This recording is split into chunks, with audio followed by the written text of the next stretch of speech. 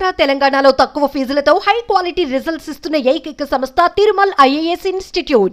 దొంగలంటే మామూలు దొంగలు కాదు, అలాని ధూమ్ 2 సినిమా లాంటి హైటెక్ దొంగలు కాదు. కానీ వీరు చేసే దొంగతనంలో ఓ స్పెషల్ ఉంటుంది. అందరిలా తాళం వేసి ఉన్న ఇంట్లోనూ, సాధారణ కిరాణా కొట్లులోనూ దొంగతనం చేయరు. వీళ్లకంటూ ఓ రేంజ్ ఉంది. కొడితే కుంభ స్థలాన్ని కొట్టడమే వీరి స్పెషాలిటీ. అయితే ఆ దొంగల గురించి ఇంతలా చెప్పడానికి ఇదిగో ఇదే కారణం.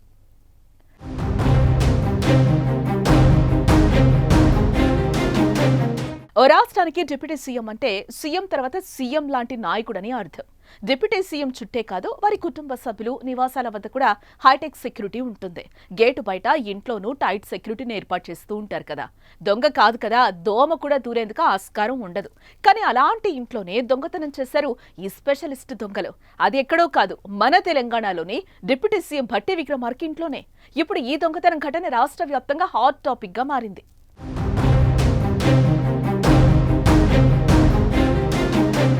తెలంగాణ డిప్యూటీ సీఎం భట్టి విక్రమార్క విదేశీ పర్యటనలో ఉన్నారు. ఆయనతో పాటు వారి కుటుంబ సభ్యులు కూడా ఉన్నట్లుగా తెలుస్తోంది. అయితే ఇదే సరైన సమయంగా భావించిన దొంగలు వారి ఇంటికి కన్నం వేశారు. ఏకంగా బంగారం, వెండి ఆభరణాలతో పాటు పెద్ద ఎత్తున నగదును కాజేశారు. అయితే పశ్చిమ బెంగాల్లోని ఖరగ్పూర్ రైల్వే స్టేషన్లో 7వ నెంబర్ ప్లాట్ఫామ్ పై జీఆర్పీ పోలీసుల తనిఖీలు నిర్వహిస్తున్న సమయంలో 2 వ్యక్తులు అనుమానాస్పదంగా కనిపించారు.